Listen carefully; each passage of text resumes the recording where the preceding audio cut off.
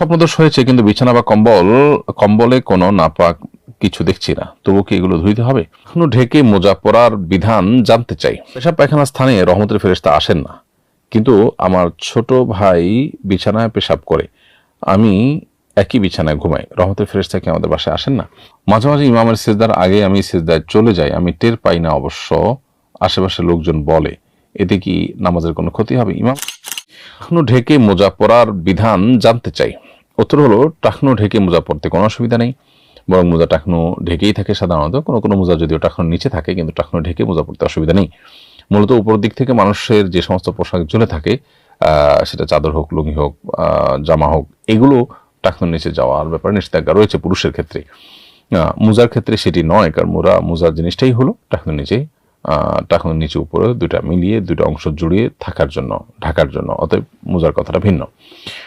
এরপরে প্রশ্ন হলো, স্বপ্নদোষ হয়েছে কিন্তু বিছানা বা কম্বলে কোনো নাপাক কিছু দেখছি না, তবু কি এগুলো ধুইতে হবে? উত্তর হলো, স্বপ্নদোষ হয়েছে এবং বীর্যপাত হয়েছে, এটুকু নিশ্চিত। এটি যদি হয় তাহলে সেক্ষেত্রে গোসল ফরজ হয়েছে। আর যদি স্বপ্নে বীর্যপাত হয়েছে দেখেছেন, কিন্তু বাস্তবে কোনো বীর্যের কোনো আলামত কখনোই পাওয়া যায়নি, স্বপ্নের পরও পাওয়া যায়নি, রাতেও পাওয়া যায়নি, এবং বীর্যপাত আদৌ হয়েছে তার কোনো প্রমাণ নেই, বরং আপনি স্বপ্নে দেখেছেন জাস্ট, সেরকম যদি তাহলে গোসল ফরজই হবে না। কম্বল হোক, বিছানা হোক, এগুলোতে যদি কোনো নাপাক না লাগে, তাহলে স্বপ্নদোষ যদি হয়েও থাকে তাহলে গোসল ফরজ হবে।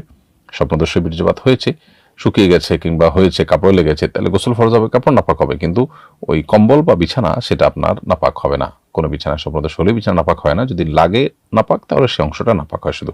আমার ভাই এক মেয়েকে পছন্দ করে, কিন্তু মেয়ের বাবা পুলিশে চাকরি করে, অনেক অবৈধ উপার্জন করেছে। এমন পরিবারে মেয়েকে ভাইয়ের বউ করে আনা কি উচিত হবে? আপনার পরামর্শ কামনা করছি। যিনি অনেক বেশি উপার্জন করেছেন হালাল হারাম মিশিয়ে, সেরকম মিশ্র উপার্জন থাকা পরিবারে আত্মীয়তা না করাই উত্তম।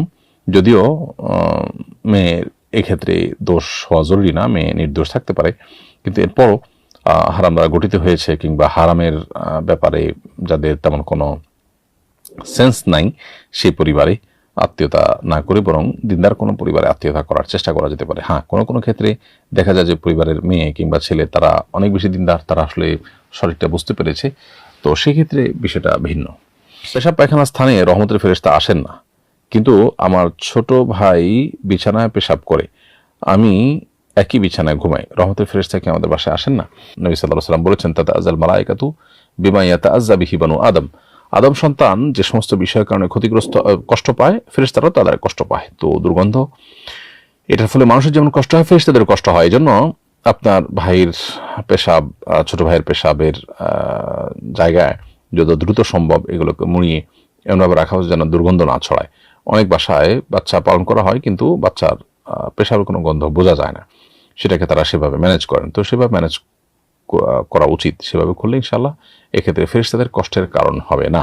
আর যদি সেটা না করেন, তাহলে যে কক্ষে এই রকম দুর্গন্ধ থাকে, সেই কক্ষের জন্য এটি প্রযোজ্য হবে, পুরো বাসার জন্য সেটি প্রযোজ্য হবে না। মাঝে মাঝে ইমামের সিজদার আগে আমি সিজদায় চলে যাই, আমি টের পাই না অবশ্য, আশেপাশের লোকজন বলে, এতে কি নামাজের কোনো ক্ষতি হবে? ইমামের আগে সিজদায় চলে যাওয়া মাকরুহ, নামাজ হয়ে যাবে কিন্তু নামাজটা ত্রুটিপূর্ণ হয়ে যায়। এই জন্য ইমামের আগে যেন সিজদায়, রুকুতে বা উঠা বসাতে কোনোটাতে না যাওয়া হয়, সে ব্যাপারে বিশেষভাবে সচেষ্ট থাকা উচিত। এরপরে প্রশ্ন হলো, ওমরায় মেয়েরা হাত পায়ের মোজা পরতে পারবেন কিনা? উত্তর হলো, পায়ের মোজা তো মেয়েরা পরবেনি, ঢাকবেনি ওমরাতে বা হজে, কিন্তু হাত মোজা পরা নিয়ে ওলামায়ে কেরামের ইখতিলাফ আছে। ওলামায়ে হাম্বলি বা সৌদি আরবের ওলামায়ে কেরাম তারা সে সমস্ত ফকিদের মতে হাত মোজা তারা পরবেন না মেয়েরা। এর সপক্ষেও নস আছে, দলিল আছে, সালাফের সাহাবা ইকরামের উক্তি, বক্তব্য, আমল আছে। আবার ওলামায়ে আহনাফের মুফতাবি কৌল এবং তাদের গ্রহণযোগ্য মত হলো যে হাত মোজা পরতে পারবে, তবে হাত মোজা না পরে যদি ওড়না ইত্যাদি ঢেকে রাখা যায় সেটা সবচেয়ে ভালো, নিরাপদ। এবং এই মতের সপক্ষেও নস এবং কোরআন হাদিসের ভাষ্য রয়েছে।